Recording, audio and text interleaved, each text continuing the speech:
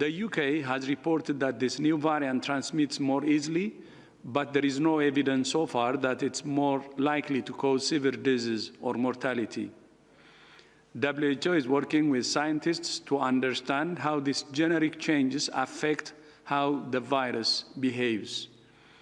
The bottom line is that we need to suppress transmission of all SARS-CoV-2 viruses as quickly as we can. The more we allow it to spread, the more opportunity it has to change.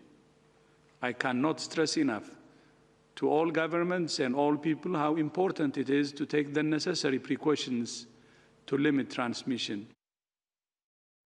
All right, well, let's speak to Dr Muhammad Munir. He's a virologist at Lancaster University here in the UK. Dr Munir, we just heard from the WHO. They're saying that this faster spreading strain is no more deadly than the original coronavirus, but it has sparked mass panic, not least between Britain and Europe. How can you reassure people that we know this strain is no more deadly?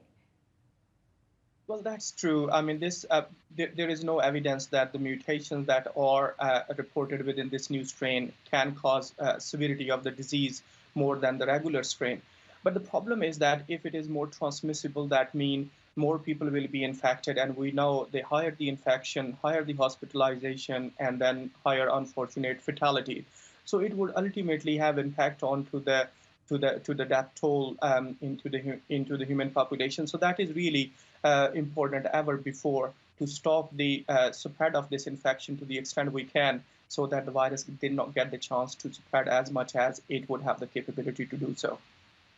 So do you think that because it's far more transmissible, 70% more infectious, that it is going to be more deadly just because purely it is spreading to more of the population?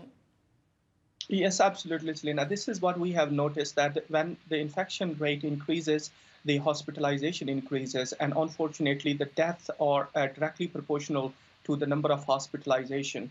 So therefore, I am seeing this one as a major concern in the coming days, particularly when we have some level of relaxation during the festive season. First, that the virus would have definitely increased in number of infections.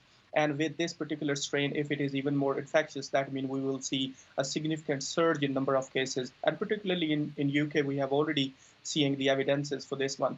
So certainly the first couple of weeks within January would be very hard to tolerate. So if it's so impossible to contain, is the answer then to get the population vaccinated as quickly as possible?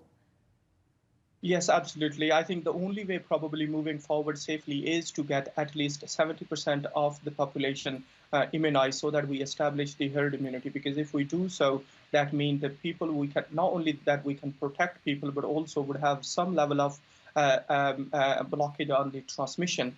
And what we really need to do is to block the transmission of the infection. Certainly, we have strong evidences that both Pfizer and Moderna, and hopefully the AstraZeneca, which once it is approved, is certainly life-saving regime. But what we don't really know is that whether these would block the transmission. And if those will be proven, that would be the way moving forward to establish herd immunity and to really curtail this pandemic. But so what then happens with mutations further down the road? If this was always going to be the case that this virus mutates, will it continue to mutate? Well, that is, I think, the most important question, because if you recall, I mean, when we were first infected back in January, we didn't have any immunity against this virus. So therefore, virus has an open ground to play. But now, within last 11, 12 months, we have established some level of immunity. I mean, according to an estimation, we have around 20% of the population that are having the immunity against this natural course of infection. So this means now virus is finding hard to survive within the human population because it's got some resistance.